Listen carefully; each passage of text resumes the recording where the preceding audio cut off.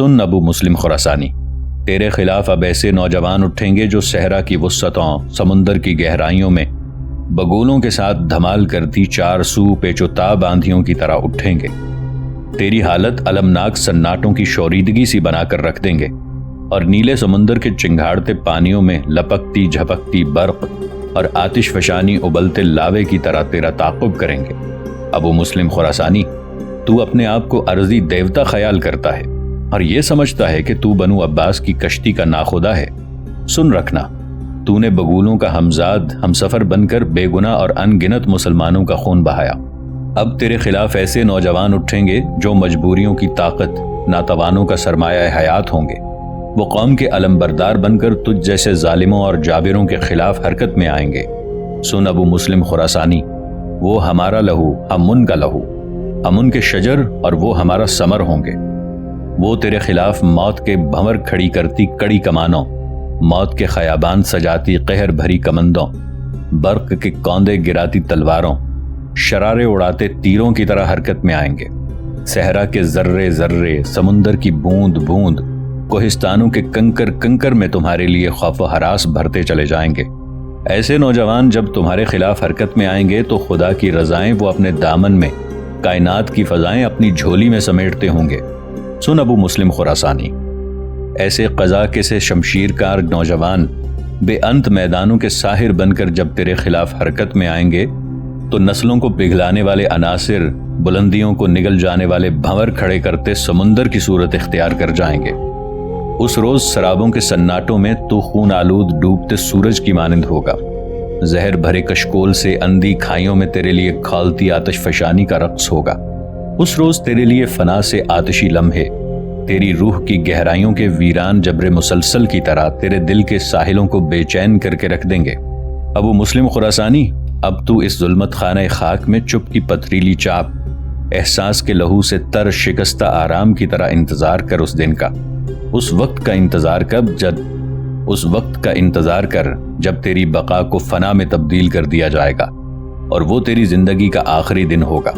ابو مسلم خراسانی، بے شک اس وقت ہم تیرے سامنے عقابوں کے اس بچے کی طرح بے بس ہیں جو غصے میں پر پھڑپھڑانے پر مجبور ہے، لیکن جب ہم امیدوں کے مظہر اور نئی شمشیر برہنہ بن کر تمہارے سامنے آئیں گے تو تمہارے سامنے نفرت و جبر کا ایسا طوفان کھڑا کر دیں گے جو قلوں کو ریت کے کچے گھروندوں کی طرح اڑا کر رکھ دے گا۔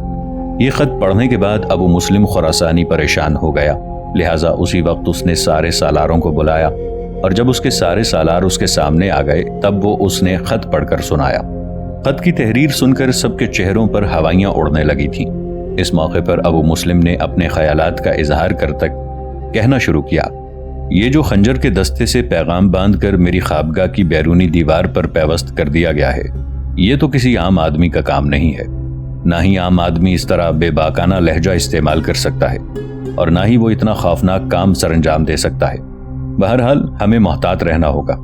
اس کا مطلب ہے ہمارے لشکر میں بھی ہمارے دشمنوں کے کارندے اور حشرات الارض کام کر رہے ہیں۔ اس کے ساتھ ہی ابو مسلم خراسانی نے کچھ سوچا، پھر بڑے سالار فیروز سمباد کو وہ خنجر تھمایا اور اسے مخاطب کر کے کہنے لگا، یہ خنجر آج بازار لے جانا اور اس کی قیمت معلوم کرنا، ساتھ ہی مختلف دکانوں سے یہ بھی معلوم کرنا کہ یہ خنجر کون ان سے خرید کر لے گیا ہے۔ اس طرح ہم اس حرکت کرنے والے کو پہچاننے اور سامنے لانے میں کامیاب ہو جائیں گے۔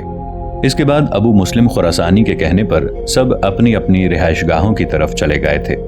بنو عباس کا باغی بسام بن ابراہیم ایک روز مدائن شہر میں اپنے سالاروں کے ساتھ اس جگہ بیٹھا تھا جہاں کبھی ایرانیوں کا قدیم اور پرانا محل ایوان مدائن یا تخت کسرا ہوا کرتا تھا۔ وہاں بسام بن ابراہیم نے اپنے سارے سالاروں کو مشاورت کے لیے طلب کیا تھا۔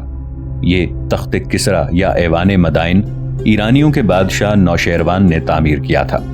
ایک تو یہ بہت بڑا ہال تھا اور اس کے ذرا فاصلے پر ایک عمارت تھی جو انتہائی خوبصورت تھی، اور جنوب کی طرف ایک ٹیلہ تھا جس کو حریم کسرا بھی کہتے تھے، اور شمال کی طرف بعض عمارتوں کا سلسلہ بھی تھا۔ ان تمام عمارتوں میں صرف طاق کسرا کا ایک ایسا حصہ تھا جس کے آثار اب تک باقی ہیں۔ اس کا سامنے کا رخ جو شمال کی جانب کو ہے 9 گز اونچا ہے۔ اس میں ایک دیوار ہے جس میں کوئی کھڑکی نہیں، لیکن وہ برجستہ ستونوں اور محرابوں سے آراستہ ہے۔ چھوٹی محرابوں کی قطاریں 4 منزلہ عمارتوں کی صورت میں بنی ہوئی ہیں۔ اس قسم کی دیواروں کے نمونے مشرق کے ان شہروں میں جہاں یونانیت کا اثر زیادہ تھا ضرور ملتی ہیں۔ خصوصیت کے ساتھ پلمیرا شہر میں ایسی عمارتیں دیکھی جا سکتی ہیں۔ ایوان مدائن کی اس عمارت کے سامنے کے رخ پر شاید سنگ مرمر کی تختیاں مڑی گئی تھیں۔ تانبے کے پترے جن پر سونے یا چاندی کا ملمہ کیا گیا تھا اس پر چڑھائے گئے تھے۔ 1888 عیسوی تک سامنے کا رخ اور مرکزی ہال کمرہ اپنی جگہ قائم تھے، لیکن اس سال شمالی بازو خراب ہو چکا تھا اور اب جنوبی بازو بھی گرنے کو تھا۔ سامنے کی دیوار کے وسط میں ایک عظیم الشان محراب کا دہانہ تھا جس کی گہرائی محل کی عمارت کے آخر تک چلی گئی تھی۔ یہ دربار کا ہال کمرہ تھا اور اس کی لمبائی 43 میٹر اور چوڑائی 25 میٹر تھی۔ سامنے کے رخ کے دونوں بازو کے عقب میں 5 کمرے تھے جو اونچائی میں طاق سے بہت کم تھے اور جن پر محراب دار چھتیں تھیں اور باہر کی طرف ایک بلند دیوار سے گھری ہوئی تھیں۔ عمارت کی مغربی دیوار کے پیچھے غالباً وسط میں ایک مربع شکل کا ہال نما کمرہ تھا جو دربار کے کمرے کا جوڑ تھا۔ اس کے دونوں طرف 2 چھوٹے کمرے تھے۔ تمام دیواریں اور محرابیں اینٹوں کی بنی ہوئی تھیں اور ان کے آثاروں کی چوڑائی غیر معمولی تھی۔ ناظرین، آگے بڑھنے سے پہلے کامنٹ سیکشن میں ہمیں اپنی آراء سے ضرور آگاہ کیجیے گا کہ آپ کو ہماری یہ سیریز کیسی لگ رہی ہے۔ آئندہ آنے والی اقساط سے باخبر رہنے کے لیے ہمارے چینل کو سبسکرائب کر لیں اور ساتھ موجود بیل آئیکن کو ضرور کلک کر لیں۔ شکریہ۔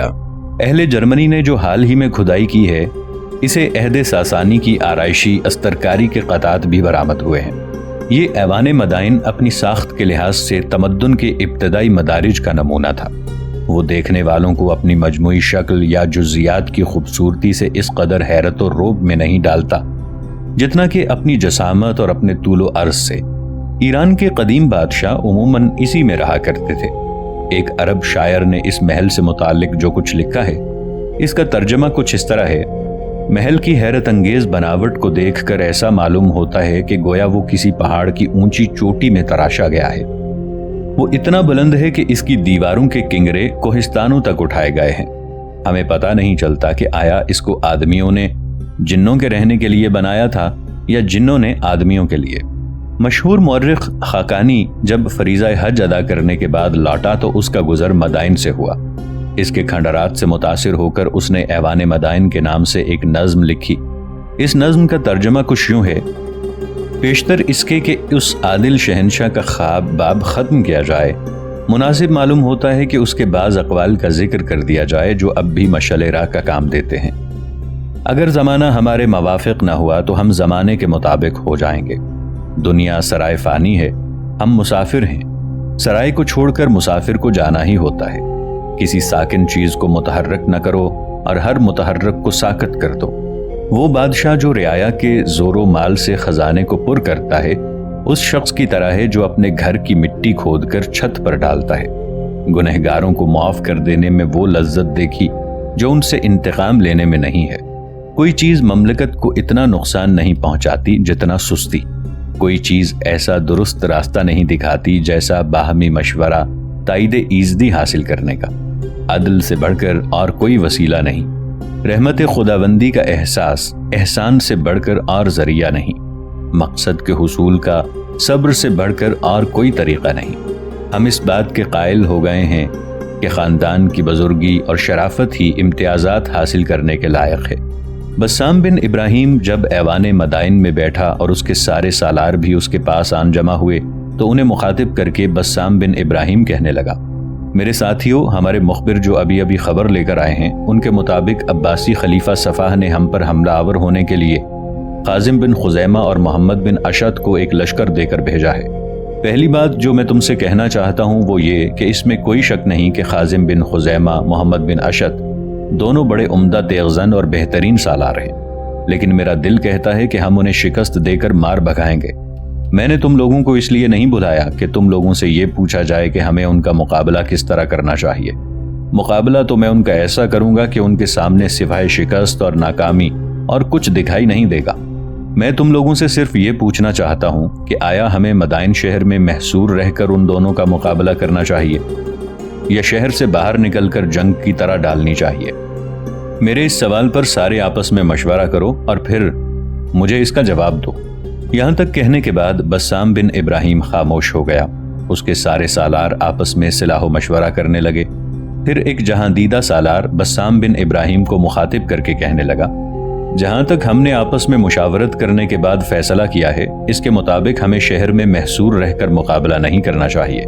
اگر ہم نے ایسا کیا تو اس کے نتائج ہمارے حق میں اچھے نہیں ہوں گے، اس لیے کہ خازم بن خزیمہ اور محمد بن اشت جب اپنے لشکر کو لے کر یہاں پہنچیں گے اور انہوں نے دیکھا کہ ہم مدائن شہر میں محصور ہو گئے ہیں، تو یہ جان کر ان کے حوصلے بلند ہو جائیں گے کہ ہم ان کا مقابلہ کرنے کے قابل نہیں ہیں۔ اسی بنا پر شہر کے اندر محصور رہ کر دفاعی جنگ کرنے کی کوشش کر رہے ہیں۔ اس خازم بن خزیمہ، محمد بن اشت اور ان کے چھوٹے سالاروں کے ہی حوصلے بلند نہیں ہوں گے، بلکہ ان کے تحت جو لشکر آ رہا ہے وہ لشکر بھی جب دیکھے گا کہ جن کا ہم مقابلہ کرنے آئے ہیں وہ ان کی آمد سے متفکر اور پریشان ہو کر شہر میں محصور ہو گئے ہیں، تو ان کے حوصلے بھی بلند ہو جائیں گے اور وہ بڑھ چڑھ کر ہم پر ضرب لگائیں گے اور کامیابی اور فتح حاصل کرنے کی کوشش کریں گے، جبکہ ہمارے لشکر پر اس کا منفی اثر ہوگا۔ لشکری یہ سمجھیں گے کہ ہم آنے والے دونوں سالاروں کا مقابلہ کرنے کے قابل نہیں ہیں، اسی بنا پر شہر میں محصور ہو گئے ہیں۔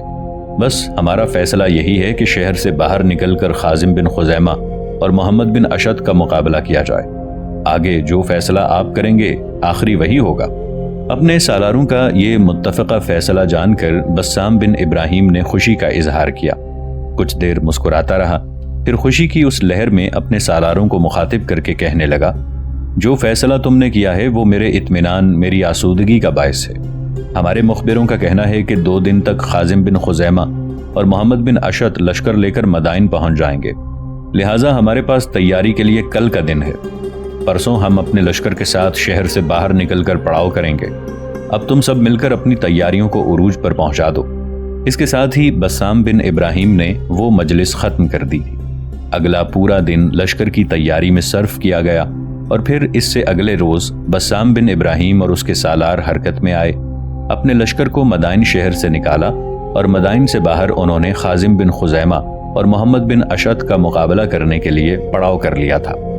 سورج طلوع ہونے سے تھوڑی دیر بعد خازم بن خزیمہ اور محمد بن اشت مدائن شہر سے باہر اس جگہ پہنچے جہاں بسام بن ابراہیم اور اس کے سالاروں نے اپنے لشکر کے ساتھ پڑاؤ کر رکھا تھا۔ چنانچہ خازم بن خزیمہ اور محمد بن اشت نے بھی ان کے سامنے پڑاؤ قائم کر لیا۔ جو ہی وہ پڑاؤ قائم کر چکے، بسام بن ابراہیم کے لشکر میں طبل بجنے لگے، جو اس بات کا اشارہ تھا کہ بسام بن ابراہیم جنگ کی ابتدا کرنے لگا ہے۔ یہ صورتحال دیکھتے ہوئے خازم بن خزیمہ اور محمد بن اشت نے بھی اپنے لشکر کو استوار اور صفوں کو درست کرنا شروع کر دیا تھا۔ پھر دونوں ایک جگہ جمع ہوئے اور خازم بن خزیمہ محمد بن اشت کو مخاطب کر کے کہنے لگا، اے برادر عزیز، لشکر کو تو ہم نے راستے میں ہی 2 حصوں میں تقسیم کر لیا تھا، ذرا سامنے بسام بن ابراہیم کو دیکھو، اس میں کوئی شک نہیں اس کی تعداد ہم سے زیادہ ہے، لیکن ہم نے اس پر گرفت کرنی ہے اور اس پر ہر صورت میں فتح حاصل کرنی ہے۔ میرے عزیز بھائی، پہلے بسام بن ابراہیم کو جنگ کی ابتدا کرنے کا موقع دیں گے، اس کے بعد ہم باری باری دشمن پر اپنی ضرب کی ابتدا کریں گے، ایک ساتھ آگے نہیں بڑھیں گے۔ پہلے میں بسام بن ابراہیم کے لشکر پر ضرب لگاؤں گا، اس کے سامنے کے زیادہ سے زیادہ حصے کو اپنے ساتھ مصروف رکھنے کی کوشش کروں گا۔ میرے بھائی، میرے حملہ آور ہونے کے ساتھ ہی ساتھ تم بھی اپنے حصے کے لشکر کے ساتھ پوری طاقت و قوت کے ساتھ حملہ آور ہونا اور دشمن کے تھوڑے سے سامنے والے حصے کے علاوہ تم ان کے پہلو پر بھی ضرب لگاتے چلے جانا۔ اس طرح ہم بسام بن ابراہیم کے لیے سامنے اور پہلو کی طرف 2 محاذ کھول دیں گے۔ مجھے امید ہے کہ اگر ہم پوری طاقت و قوت کے ساتھ ان پر ضرب لگائیں تو بسام بن ابراہیم زیادہ دیر تک ہمارا سامنا نہیں کر پائے گا۔ محمد بن اشعت نے خازم بن خزیمہ کی اس تجویز سے اتفاق کیا تھا، پھر دونوں اپنے اپنے لشکر کے سامنے جا کھڑے ہوئے تھے۔ تھوڑی دیر بعد بسام بن ابراہیم اور اس کے سالاروں نے اپنے لشکر کو بے کراں دکھ کی مسافتوں میں عمروں کے تسلسل کو تمام کرتی عذاب بھری بے روک آندھیوں کی طرح آگے بڑھایا۔ پھر وہ وقت کے علاوہ میں بقا کو فنا میں تبدیل کرتے تباہی و بربادی کے بپھرے سمندر، روشنی اور سایوں کے درمیان راستوں کو بے پڑاؤ کرتے بے رحم اندھے طوفانوں کی طرح حملہ آور ہو گئے تھے۔ بسام بن ابراہیم کے ساتھ ہی ساتھ ابن خزیمہ نے بھی اپنے کام کی ابتدا کی اور وہ فطرت کے آئینے کے روبرو کھڑے ہو کر صف بصف قطار در قطار تاریخ کا قرض چکاتے نفرت آلود جبر کے عذاب کی طرح حرکت میں آیا اور زمین کی ننگی پیٹھ پر گریبان چاک کرتے دلوں کی دھڑکنوں کو تمام کرتے برق کے برستے تازیانوں آندھیوں کے خوفناک رقص کی طرح بسام بن ابراہیم کے لشکر پر حملہ آور ہوا تھا۔ خازم بن خزیمہ کے حملہ آور ہونے کے تھوڑی ہی دیر بعد محمد بن اشد کی طرف سے خوفناک انداز میں پہلے تکبیریں بلند کی گئیں۔ اس کے بعد محمد بن اشد گناہوں کی سرزمینوں میں بدی کے غلیظ جسموں میں پیوست ہو جانے والے قدرت کے قہر بھرے ناوک اور رگ رگ میں سنسناہٹ اور خون کے ہر قطرے میں سرطان زدہ آتشی بگولوں کی طرح گھس جانے والے انداز میں آگے بڑھا۔ اس کے بعد اس نے موت و زیست کے دھندلکوں میں تاریخ کے آسمان، وقت کے ساحلوں پر حیات کے لمحوں کو مرتعش روح، بدن کے تعلق کو شکست ذات کا شکار کرتے عناصر کی طغیانیوں اور بارش کی طرح برستے عذابوں میں خد و خال کو بگاڑ دینے والی عدل کی خوفناک طغیانیوں کی طرح حملہ آور ہو گیا تھا۔ مدائن شہر کے نواح میں دونوں لشکریوں کے ٹکرانے سے ہواؤں سے خلاؤں تک خوفناک صدائیں بلند ہونا شروع ہو گئی تھیں۔ نسلی اور عصبی روایات کی آڑ میں لپکتے شعلوں میں ہولناک تباہی اپنا رنگ دکھانے لگی تھی۔ سلگتی دوپہر میں علم گزیدہ مناظر بے وفا لمحوں کے تابوت کھڑے کرنے لگی تھی۔ بڑے بڑے جری سورما، معروف کو مجہول، معلوم کو نامعلوم، بزم کو رقابتوں کی رزم گاہ میں تبدیل کرتے چلے گئے تھے۔ بڑے بڑے زہریلے جنگجو ظلمتوں کے نزول، سنگریزوں کے طوفانوں اور آفتوں کی تاریک آندھیوں کے روپ کی طرح نفس نفس کا عتاب بننے لگے تھے۔ رزمگاہ میں دوزخ کا کوہرام، منافرت کی ہولناک آگ اور اجل کی طغیانیوں نے رنگ دکھانا شروع کر دیا تھا۔ بسام بن ابراہیم اور اس کے سالاروں نے اپنی طرف سے پوری کوشش کی کہ کسی نہ کسی طرح خازم بن خزیمہ اور محمد بن اشد کو شکست دے کر مار بھگانے میں کامیاب ہو جائیں، لیکن ان کی ہر کوشش، ان کا ہر جتن ناکام ہوتا دکھائی دے رہا تھا۔ اپنے پہلے ہی حملے میں خازم بن خزیمہ اور محمد بن اشد نے ان کے لشکریوں کی ایک خاصی بڑی تعداد کو موت کے گھاٹ اتار دیا تھا، اور اب جوں جوں وقت گزرتا جا رہا تھا بسام بن ابراہیم کے لشکر کی تعداد کم ہوتی جا رہی تھی، اور اسی کمی سے فائدہ اٹھاتے ہوئے خازم بن خزیمہ بسام بن ابراہیم کے لشکر کے سامنے والے حصے پر پوری طرح چھانے لگا تھا، جبکہ محمد بن اشد پہلے سے طے شدہ منصوبہ بندی کے تحت بڑی تیزی کے ساتھ اپنے لشکر کو بسام بن ابراہیم کے لشکر کے پہلو کی طرف سمیٹنے لگا تھا۔ اس طرح خازم بن خزیمہ اور محمد بن اشد دونوں بھائیوں نے بسام بن ابراہیم اور اس کے سالاروں کے لیے دو انتہائی خوفناک اور قضا بھرے محاذ کھول کر رکھ دیے تھے۔ تھوڑی دیر کی مزید جنگ کے بعد بسام بن ابراہیم کو بدترین شکست کا سامنا کرنا پڑا، اور جب اس نے دیکھا کہ اس کے لشکریوں کا بڑی تیزی سے قتل عام شروع ہو گیا ہے اور اس کے لشکری اگلے حصے سے لشکر کے پچھلے حصوں کی طرف بھاگنے کی کوشش کر رہے ہیں، تب وہ شکست قبول کرتے ہوئے بھاگ کھڑا ہوا تاکہ شہر میں محصور ہو کر مقابلہ کرے۔ لیکن بسام بن ابراہیم کی بدبختی کہ شہر سے باہر نکل کر پڑاؤ کرنے سے پہلے اس نے شہر کے دروازوں پر کوئی خاص انتظامات نہیں کیے تھے، جس سے خازم بن خزیمہ اور محمد بن اشد نے پورا فائدہ اٹھایا، اور جو ہی بسام بن ابراہیم شکست کھا کر شہر میں داخل ہوا، اس کے پیچھے پیچھے خازم بن خزیمہ اور محمد بن اشد بھی اپنے لشکر کو لے کر شہر میں داخل ہو گئے۔ کچھ دیر کے لیے شہر کے اندر گھمسان کا رنگ پڑا، اور اس رن کے درمیان جہاں باغیوں کا خاتمہ کر دیا گیا، وہاں بسام بن ابراہیم اور اس کے باغی سالار بھی اپنے انجام کو پہنچے۔ اس طرح خازم بن خزیمہ اور محمد بن اشد نے نہ صرف بسام بن ابراہیم کو مدائن شہر سے باہر شکست دی، بلکہ شہر میں داخل ہو کر بھی انہوں نے اپنی فتح مندی کا آخری کیل ٹھونکا، اور اب مدائن شہر پر ان کی گرفت اور ان کا قبضہ تھا۔ ابو مسلم خراسانی مرو شہر میں اپنے قصر میں اپنے وزیر ابو اسحاق خالد بن عثمان اور اپنے دست راست اور لشکریوں کے سالار مالک بن حیثم کے ساتھ بیٹھا کسی موضوع پر گفتگو کر رہا تھا کہ اس کے پاس مالک بن حیثم کے بعد سب سے بڑے سالار فیروز سمباد نے اس کمرے میں قدم رکھا جس میں وہ تینوں بیٹھے باتیں کر رہے تھے۔ فیروز سمباد کی آمد پر ابو مسلم خراسانی، ابو اسحاق خالد بن عثمان اور مالک بن حیثم تینوں نے خوشی کا اظہار کیا اور اپنی جگہ سے اٹھ کر پرجوش انداز میں اس سے مصافحہ کیا۔ جب سب لوگ بیٹھ گئے تو اپنے لباس کے اندر سے فیروز سمباد نے وہ خنجر نکالا جو خنجر ابو مسلم خراسانی کی رہائش گاہ کی دیوار میں پیوست کیا گیا تھا، اور جس کے ساتھ محمد بن اشد کا پیغام تھا، اور ایسا امیس بن خزام نے کیا تھا۔ کچھ دیر تک فیروز سمباد خنجر کو الٹ پلٹ کر دیکھتا رہا، پھر ابو مسلم خراسانی کی طرف دیکھتے ہوئے کہنے لگا، میں نے مرو شہر کی سامان حرب و ضرب بنانے والی ساری دکانوں کو چھان مارا،